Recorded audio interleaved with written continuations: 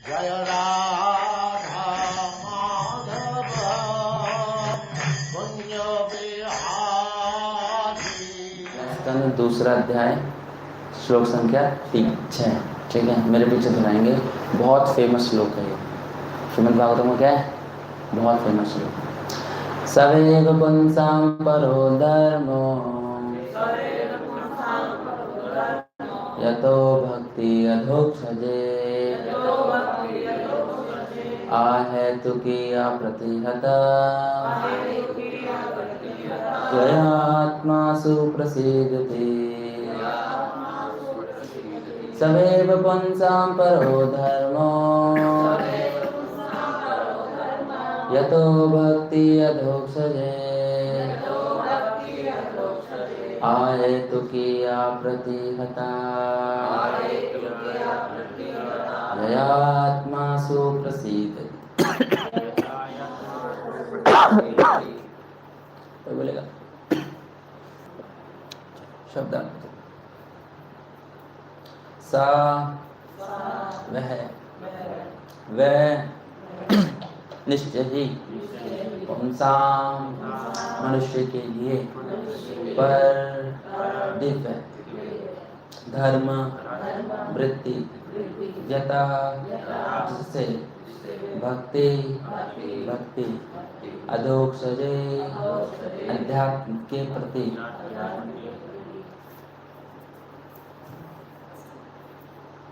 आहेतु की अकारण अप्रतिहता अखंड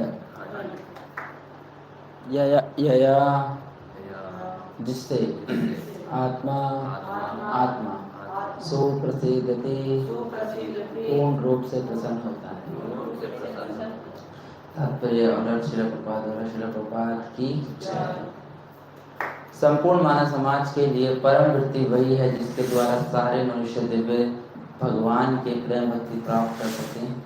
ऐसी भक्ति आकारण अखंड होनी चाहिए जिससे आत्मा पूर्ण रूप से संतुष्ट हो सके। ठीक है, मेरे पीछे दोहराइए। संपूर्ण मानवता के लिए परम वृत्ति वही है जिसके द्वारा सारे मनुष्य दिव्य भगवान की प्रेम भक्ति प्राप्त कर सकें। ऐसी भक्ति आकारण तथा अखंड होनी चाहिए जिससे आत्मा पूर्ण रूप से तुष्ट हो सके। तात्पर्य इस कथन के द्वारा सूत गोस्वामी नैमिषारण्य के ऋषियों के प्रथम प्रश्न का उत्तर देते हैं। ऋषियों ने सूत गोस्वामी से अनुरोध किया था कि वह समस्त प्रमाणिक शास्त्रों का सार प्रस्तुत करें जिससे कि पतित तथा जन सामान्य से सरलता से ग्रहण कर सके। वेदों में मनुष्य के लिए दो प्रकार की वृत्ति बताई गई है, एक प्रवृत्ति मार्ग इंद्रिय भोग का मार्ग, दूसरी निवृत्ति मार्ग त्याग का मार्ग। भोग का मार्ग निकृष्ट है, परम कारण के हेतु निवृत्ति मार्ग श्रेष्ठ है। भौतिक जीवन एक प्रकार से वास्तविक जीवन की रुग्ण अवस्था है। वास्तव में जीवन तो ब्रह्मभूत अर्थात आध्यात्मिक अस्तित्व है जहाँ जीवन सनातन आनंदमय और ज्ञान से परिपूर्ण है। भौतिक जीवन नाशवान मोहपूर्ण और कष्टमय होता है। इसमें तो सुख तो नहीं है, यहाँ केवल कष्टों से छुटकारा पाने का व्यर्थ ही मात्र प्रयास है। कष्टों का क्षणिक नाश मिथ्या ही सुख कहलाता है। अतः बढ़ते जाने वाले भौतिक भोग का मार्ग नाशवान कष्टमय और मोहपूर्ण होने के कारण निकृष्ट है। किंतु भगवत भक्ति श्रेष्ठ धर्म है क्योंकि वह मनुष्य को सनातन आनंदमय और ज्ञान से परिपूर्ण जीवन की ओर अग्रसर करती है। जब इसमें निकृष्ट गुण मिल जाते हैं तो ये कभी कभी दूषित हो जाती है। उदाहरण तक भौतिक लाभ के लिए की गई भक्तिमय सेवा प्रगतिशील निवृत्ति मार्ग में बाधक है। इस रुग्ण अवस्था जीवन को भोगने की अपेक्षा संन्यास या सर्वत्याग वृत्ति श्रेष्ठ वृत्ति है। ऐसे भोग केवल रोग के लक्षण बढ़ाते हैं और उसकी अवधि बढ़ जाती है। मनुष्य को चाहिए कि वृथा की कामना सकाम कर्म दार्शनिक तर्क वितर्क से रहित भगवत भक्ति रूपी उच्च कोटि की वृत्ति स्वीकार करे। इससे उसकी सेवा शाश्वत संतोष प्राप्त करेगा। यहाँ हमने जानबूझकर धर्म को वृत्ति कहा है, धर्म शब्द का मूल अर्थ है वह जो व्यक्ति के अस्तित्व को संभाले रखता है। जीव के अस्तित्व को इस बात पर निर्भर करता है कि वह अपने कार्यों को भगवान कृष्ण के साथ अपने सनातन संबंध में समन्वित करे।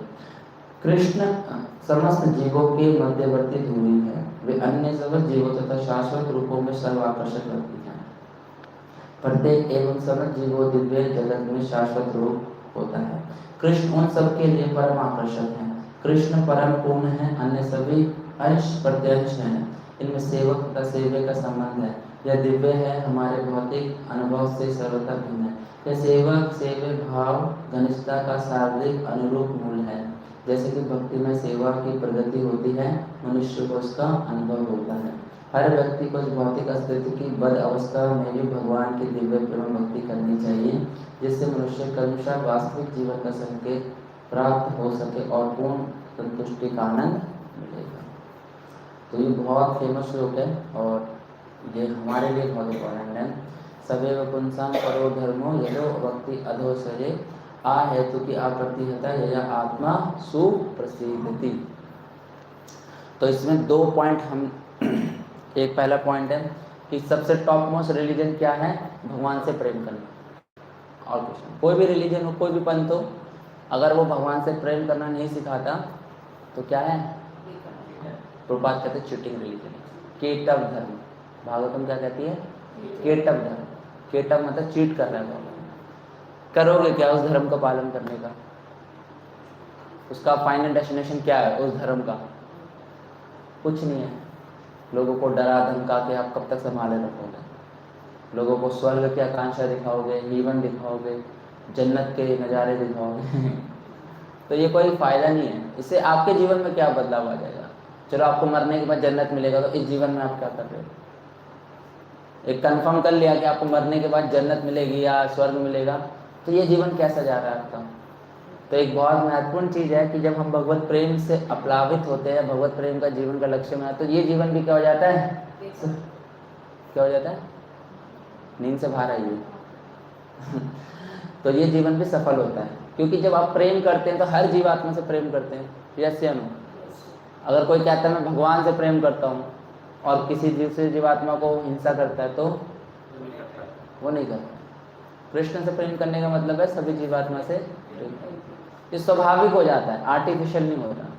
सभी पुंसां परो धर्म। अगर धर्म की दृष्टि आपके अंदर है, जो कि क्या है, सबसे टॉप मोस्ट धर्म क्या है, हम भगवान से प्रेम करना। तो जो भगवान से प्रेम करेगा वो सभी से प्रेम करेगा, तो उसका किसी से कोई बैर होगा। मगर हम लोग आज के धर्म में क्या देखते हैं कि हाँ मेरा धर्म तो टॉप मोस्ट है, मगर हम सबसे क्या करते हैं, हाँ मगर ये टॉप मोस्ट सब लोग सिखाते नहीं है ना। अलग अलग रिलीजन्स में इस चीज़ को सिखाते नहीं है। तभी जो हमारा सनातन धर्म है और इसके अंदर ये जो भक्ति योग है, यही सिखाता है कि हमें क्या करना, भगवान से प्रेम करना, भगवान की प्रेम में ये भक्ति है। हर कोई और दूसरे धर्म में, पंथ में ये भक्ति योग का कोई सिस्टम है ही नहीं। वो तो डरते हैं, भगवान से डरते हैं, उनके नियमों का पालन करने बाध्य होते हैं। मगर ये जो धर्म है, ये धर्म क्या है, प्रेम करना सिखाता है। जैसे क्रिश्चियनिटी में क्या है, भगवान एज ए फादर। क्रिश्चियनिटी के अंदर क्या है कि जो सुप्रीम पर्सनैलिटी है वो क्या है, एज ए फादर।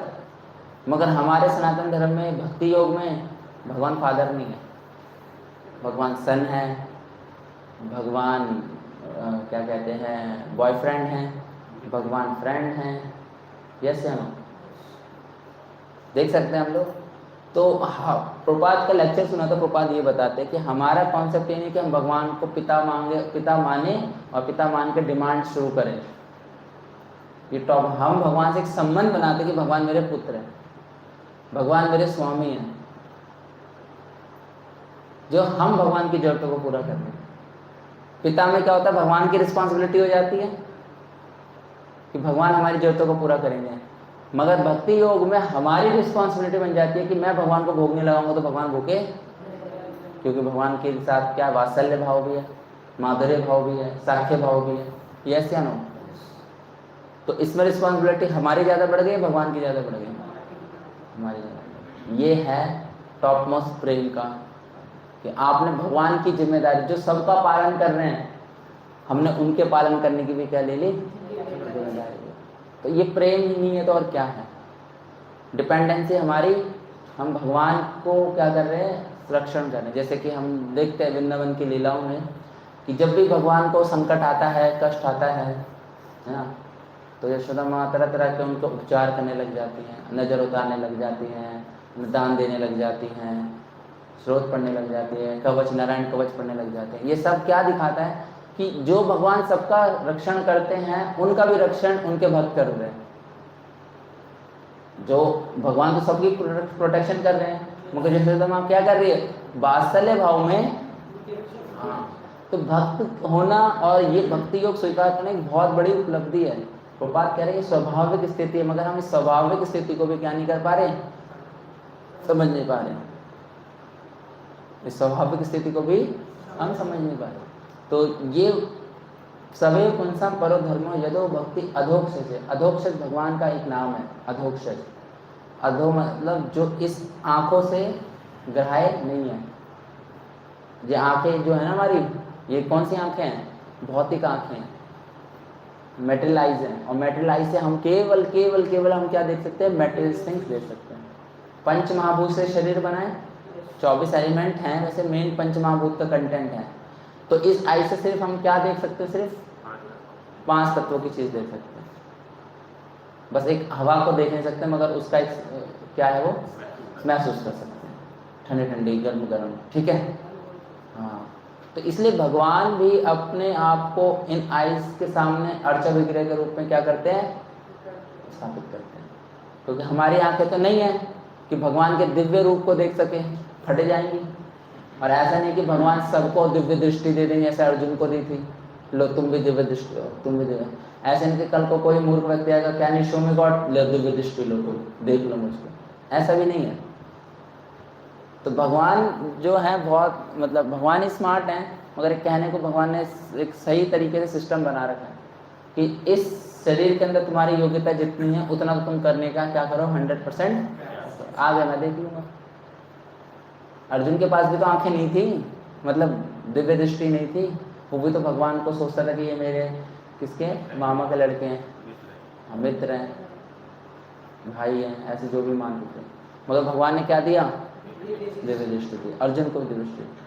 तो जब भगवान ये दिव्य दृष्टि हमको भी चाहिए, हम भगवान को ऐसे देख नहीं सकते, मगर जब तक भगवान को हम प्रत्यक्ष नहीं देख सकते। जैसे कल हम राधा रमन का दर्शन करके आ रहे थे, तो हाँ चिराग प्रभु थे, एक क्वेश्चन पूछा उन्होंने, बहुत अच्छा क्वेश्चन था। तो उन्होंने पूछा कि प्रभु जी भगवान कब दर्शन देंगे, मतलब हम राधा रमन से आ रहे थे और यहाँ निधिवन था, तो वो सोचे भगवान कब हमें दर्शन देंगे। तो भगवान तो दर्शन दे रहे हैं, हम ले नहीं रहे हैं। भगवान तो दर्शन दे रहे हैं मगर हम ले नहीं रहे हैं। और हमारी सबसे बड़ी मूर्खता ये है कि हमने भगवान और भगवान के अर्चा विग्रह को अलग अलग समझ लिया। हम भाग किस ले रहे हैं, मूर्ति देखने के लिए, वो स्वयं भगवान है, वहाँ वो सेवा ले रहे हैं, वहाँ पर वो कृपा दे रहे हैं। मगर मास ऑफ द पब्लिक यही चाहती है कि भगवान मुझे साक्षात दर्शन दे। अरे साक्षात दर्शन दे रहे हैं वो, मगर हम लोग अपने अल्प बुद्धि के कारण सोच नहीं पा रहे कि भगवान स्वयं बैठ के हमें दर्शन दे रहे, क्योंकि हमारी योग्यता यही है। भगवान मूर्ति नहीं है, मगर हमने अपने योग्यताओं से क्या बना लिया, अपनी मूर्खता से क्या बना लिया, उनको मूर्ति दे दी कि भगवान मूर्ति है। तो भगवान साक्षात बैठे मगर हम उनको समझ ही नहीं पा रहे। भगवान विग्रह के रूप में बैठ रहे हैं, सेवा कर रहे हैं, रेसिप्रोकेट कर रहे हैं। ऐसे दिव्य विग्रह हैं, अर्चा विग्रह, गोस्वामी के विग्रह हैं, जो भी हमें हमारे समक्ष उपलब्ध हैं। तो ये आइज उन्हीं के लिए हैं कि वो हम उनको देख पा रहे हैं, और कोई काम नहीं है इनका आंखों का। तो यहाँ पर भगवान अब हमारी इंद्रियों से परे हैं। तो इंद्रियों से परे होंगे तो कभी हम जान पाएंगे इनको, कभी नहीं जान पाएंगे। इसलिए सभी को अज्ञान का फ्लू लगा हुआ है। आइज फ्लू हो गया था ना लोगों को, आंखें में चश्मा पहनते, सबको अज्ञान का फ्लू, वो समझ ही नहीं पा रहे कि राधा श्याम सुंदर हैं, राधा दामोदर हैं, है ना, राधा रमण हैं, राधा गोकुलानंद, ये सब विग्रह सेवित विग्रह हैं, है ना, सेवा लेने वाले विग्रह हैं, डिवोटीज पर कृपा करने वाले विग्रह हैं, एम्पावर्ड डिटीज हैं। ऐसे नहीं कि कल किसी ने कोई मूर्ति रख दी और उसकी पूजा स्टार्ट कर दी। वास्तविकता में सब एम्पावर्ड डिवोटीज हैं, चाहे प्रतीकात्मक रूप से हो चाहे रियल हो, मगर हैं तो भगवान सेवा ले रहे हैं तो हैं वो। तो हमारे लिए कोई डिफरेंस नहीं होना चाहिए कि राधा पार्थसारथी अलग है और ये कार्डबोर्ड अलग है। कार्डबोर्ड के रूप में कार्डबोर्ड में सेवा कर लो, फोटो के रूप में फोटो में सेवा कर लो, जब विग्रह के रूप में तो विग्रह के रूप में सेवा कर लो। तो भगवान जब तक हमारी इंद्रियों के परे रहेंगे तो भगवान तब तक हमें इस रूप में हमसे सेवा लेते रहेंगे। ये हमें पूरी क्रिस्टल क्लियर अंडरस्टैंडिंग होनी चाहिए, तभी हमें डीटी वर्शिप करने का, तभी हमें भगवान की सेवा करने का आनंद आएगा। नहीं तो हमारे पास सिर्फ कार्डबोर्ड, फोटो और मूर्ति के अलावा, धातु व पत्थर के अलावा कुछ नहीं मिलेगा। प्रेम नहीं है, क्योंकि हम उनको और उनके कार्डबोर्ड को अलग समझते हैं, उनकी फोटो को अलग समझते हैं, हमने अलग कर दिया। और भगवान क्या है? एब्सोल्यूट है। भगवान क्या है? एब्सोल्यूट है। भगवान का नाम और भगवान क्या है? एक है, दोनों अलग नहीं है कि भगवान का नाम अलग है, भगवान अलग। भगवान एक, क्योंकि ये क्वालिटी है ना भगवान की, पूर्ण है भगवान।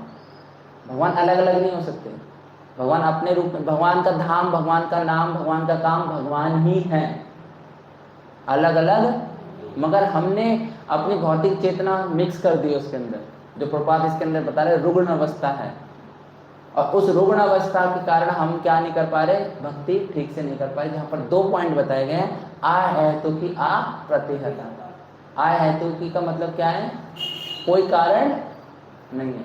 कोई कारण का मतलब ये नहीं है कि हम भक्ति सिर्फ अपने भाव उन्माद में कर रहे हैं कि मुझे भक्ति करनी है, चलो इस्कॉन चलो, वृंदावन चलो। ये आ कारण का मतलब ये नहीं है। आ कारण का मतलब कि हमारी कोई भौतिक इच्छा नहीं है, हमारी कोई सकाम करने की इच्छा नहीं है, हमें कोई दिखावटी इच्छा नहीं है हमारी कि मैं भक्ति कर रहा हूँ तो दिखावा करूँ, थोड़ा सा मेरा भी नेम फेम हो जाए कि हाँ लड़का संस्कारी है। आ हेतु की का मतलब ये कि कोई रीज़न नहीं है, मगर रीज़न सबसे बड़ा पीछे क्या है? हमें भगवान से प्रेम करना, उसके लिए हमें क्या करना है? प्रैक्टिस।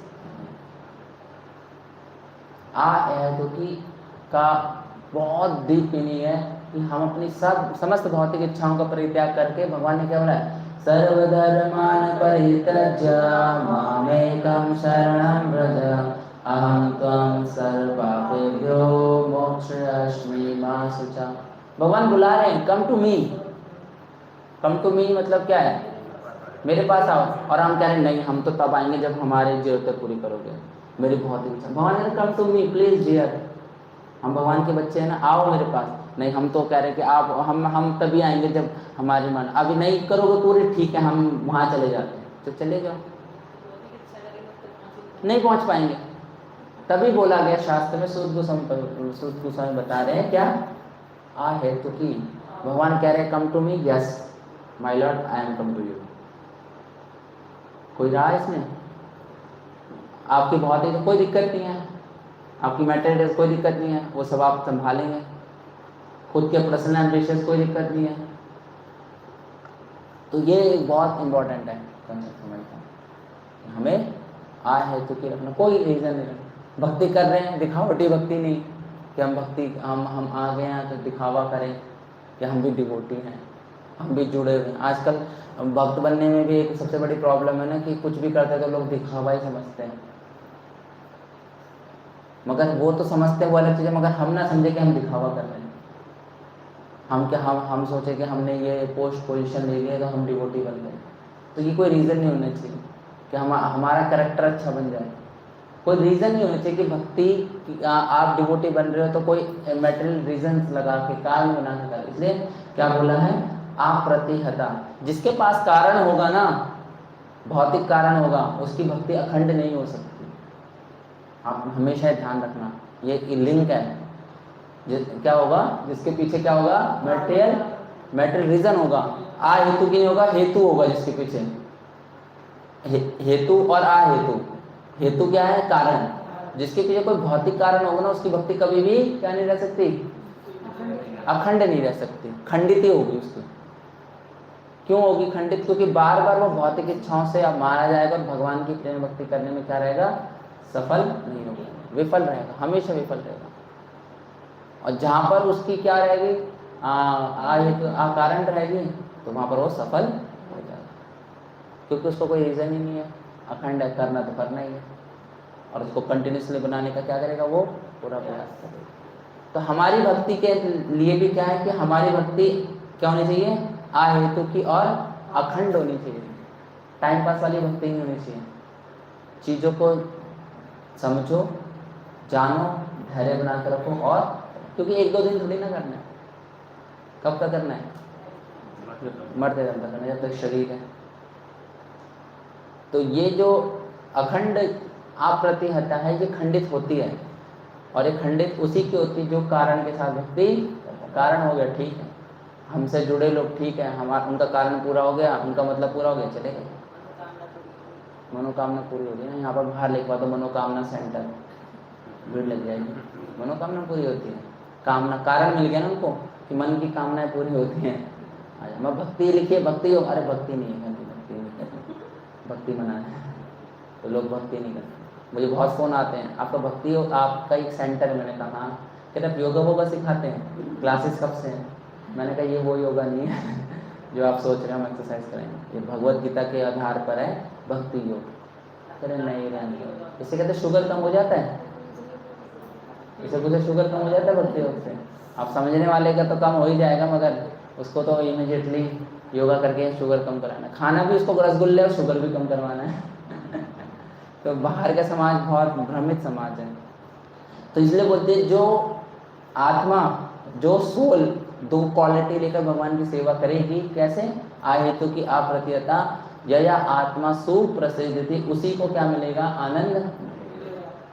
हम भक्ति में भी आते हैं, हमने रीज़न लगा दिए, हमें ये सेवा मिलेगी तो करेंगे, हम ये सेवा करेंगे, हमें ये इंस्ट्रक्शन, ये मतलब अच्छी अच्छी बातें करेंगे, तो वो आत्मा क्या नहीं कर सकती, सुप्रसिद्ध नहीं हो सकती। सुप्रसिद्ध का मतलब ये है कि वो रैलिश नहीं कर सकती सेवाओं को। रैलिश का मतलब हाँ, आनंद नहीं ले सकती सेवाओं में, उसको अच्छा नहीं लग सकता, क्योंकि उसने अपने हित को क्या रखा है, प्राथमिकता दी है। जब तक हम अपने हितों को, अपने एम्बिशंस को, अपने इंटरेस्ट को फ्रंट में रखेंगे ना, तब तक हम लोग सुप्रसिद्धि नहीं हो सकते। जब तक हम गुरु की बात को, अथॉरिटी की बात को प्रेजेंट, थोड़ा शुरू में कष्ट लगेगा मगर आनंद हमें ही आएगा। एक मेरा छोटा सा रियलाइजेशन है ये, अगर आपने जहाँ पर अपने बगड़ बिल्ले वाले कॉन्सेप्ट आगे रख दिए, बदतमीज वाले, मतलब आप सोचते हो कि मैं इनसे ज़्यादा स्मार्ट हूँ, मेरी बुद्धि ज़्यादा तीक्ष्ण है, मैं इनसे ज़्यादा जानता हूँ।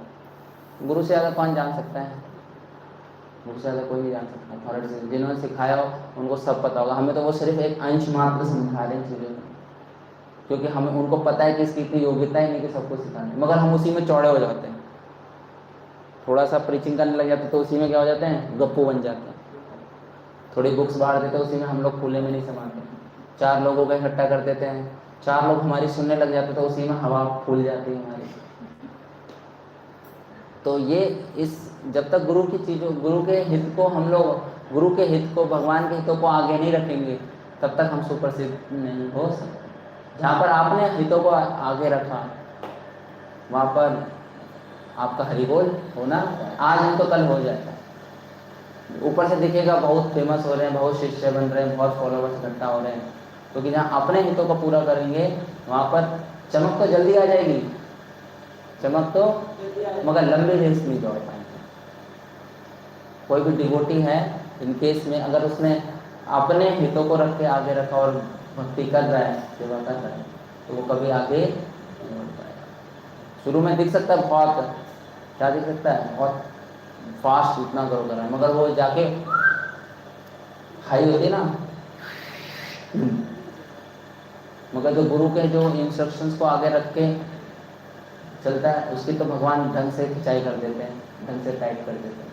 ये हम श्रील प्रभुपाद के भी जीवन से देख सकते हैं। श्रील प्रभुपाद ने कितना संघर्ष करा, 1922 में इंस्ट्रक्शन दी थी और 1965 में पूरी की। 1922 में इंस्ट्रक्शन दी और 1965 में बोला। ऐसे नहीं कि श्रील प्रभुपाद बैठ गए, ठीक है अब 1965 आएगा तब प्रचार करूँगा, मगर लगे रहे, कंटिन्यू। गुरु की इंस्ट्रक्शन और हित जो है वो इतना सरल नहीं है कि हर कोई आएगा, आ रहा जा रहा, न चुका रहा, वो फॉलो कर लेगा। उसके लिए तो ध्यान लगती है, उसके लिए तपस्या लगती है, उसके लिए डेडिकेशन होता है, सारी क्वालिटी है। तो यहाँ पर ये है कि यया आत्मा सुप्रसिद्धि, जिससे आत्मा को पूर्ण रूप से तुष्ट हो जाए। तो जब हम लोग अपनी भक्ति को भगवान के लिए प्रेममय सेवा के लिए बनाएंगे, क्योंकि भगवान इंद्रियों से क्या है, परे हैं, तभी तो भगवान विग्रह रूप में आए हैं हमारे सामने। हम विग्रह रूप में भगवान की सेवा नहीं करेंगे तो हम लोग भगवान से वास्तव में कनेक्ट नहीं करेंगे। और खासकर वैष्णव समाज में आप हो और विग्रह की सेवा नहीं कर रहे हो, तो वैष्णव समाज में भी क्या है, मायावाद है। मायावाद मतलब क्या, कि भगवान का कोई आकार हम नहीं मानते, भगवान का कोई आकार नहीं है, ये निराकारवाद भी है, मायावाद भी है, भगवान माया में आ जाते हैं। तो बहुत सारे ऐसे कॉन्सेप्ट्स हैं जिससे हम लोग ग्रसित हैं, क्योंकि भगवान को हम सब क्या मानते हैं, मूर्ति मानते हैं, स्टैचू मानते हैं, मगर ये सब क्या है, एक कोरी कल्पना है, उसको हम सही से समझ नहीं पाते, इसलिए हम भगवान की वर्शिप को क्या नहीं लेते, सीरियसली नहीं लेते। इसमें दूसरा दो हो गई है, आ होते कि भक्ति क्या होनी चाहिए, आए, कोई रीज़न नहीं होना चाहिए। रीज़न का मतलब ये नहीं है कि बिना बात के कर रहे हैं, रीज़न मतलब भौतिक रीज़न नहीं है कोई, है ना। हाँ हाँ, अपना हेतु और आकार होनी, अखंड होनी चाहिए, कंटिन्यूसली। कोई बात नहीं, भक्ति रुक गई दोबारा स्टार्ट करो, कोई बात नहीं, भक्ति रुक गई तो जब अच्छी अनर्थ निवृत्ति हो जाएगी तो भक्ति क्या हो जाएगी, कंटिन्यूस हो जाएगी। फिर लास्ट में क्या, सुप्रसिद्धि, आनंद उसी को मिलेगा जो कृष्ण के गुरु के हित को क्या रखेगा, आगे रखेगा। शुरू में कष्ट होगा मगर सफलता उसी को हाथ लगेगा। ठीक है, ओके। जय गुरु श्री प्रभुपाद की जय। कोई क्वेश्चन सोल्यूशन?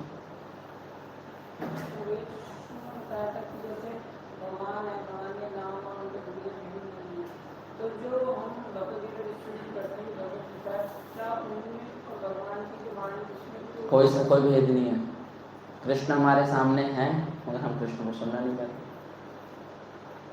कृष्ण हमारे सामने हैं, हम कृष्ण को सुनना नहीं चाहते। एक श्लोक है, मुझे याद नहीं आ रहा, श्रीमद् भागवतम के 11वें स्कंद में आता है, जिसमें भगवान नहीं, पहले स्कंद में आता है कि भगवान के जाने के बाद भगवान ने एक ग्रंथ भागवतम छोड़ दिया और भगवान ने कहा मेरे में भागवतम में कोई अंतर, भगवान ने खुद बोला है, मगर हम पढ़ते हैं भागवतम, कोई नहीं पढ़ता भागवतम। उसको समझने के लिए एक चेतना चाहिए, इस चीज़ को समझने के लिए क्या चाहिए, हाँ, हम लोग क्या कह सकते हैं, लोअर कॉन्शियस में हायर चीज़ें नहीं समझ सकते। अब ये बलराम जी हैं, ये कौन समझेगा, जो डिवोटी होगा ना, ये तो ढोलक है, पीटते रहो पीटते रहो पीटते रहो, बाहर वाले की तो ढोलक है, मगर हम लोग बलराम जी क्यों मान रहे हैं, ये हायर चेतना है कि बलराम जी भगवान के आनंद के लिए अपने आप को इस तरीके से विस्तार। अभी बलराम जी कौन मानेगा, हाँ, जो डिवोटी है, जो कृष्ण चेतना में लिप्त है, वो कह रहा है हाँ ये बलराम, इसलिए इनको देखो एक आसन दिया है, कपड़ा दिया है, यस या नो, इतनी से तो दिखी जाना चाहिए कुछ स्पेशल चीज़ है, ढोलक नहीं है बस ये कोई इंस्ट्रूमेंट नहीं है। तो ये तो क्या सवाल रहेगा, तो क्या ऐसे और समझे, तो चेतना बढ़ाते रहो धीरे धीरे, जितनी चेतना बढ़ती जाएगी आगे बढ़ते जाओगे, जितनी चेतना बढ़ जाएगी उतना आगे बढ़ते जाओगे। ये चीज़ अनुभव तो आपको तभी होगा जितने आप योग्य होंगे, ये बात हमेशा ध्यान रखना। अनुभव आपको कितना होगा, हाँ, जितने आप योग्य उतना अनुभव होगा। तो क्या करें, तो इतना अनुभव हो, इतने योग्य तो इतने ही बने रहे, नहीं योग्य तो और बढ़ानी है, और अनुभव हो जाएगा। हमें और सन्यासी में क्या अंतर है कि हमें कम अनुभव है, उनको ज़्यादा अनुभव है। ठीक है, हरे कृष्ण।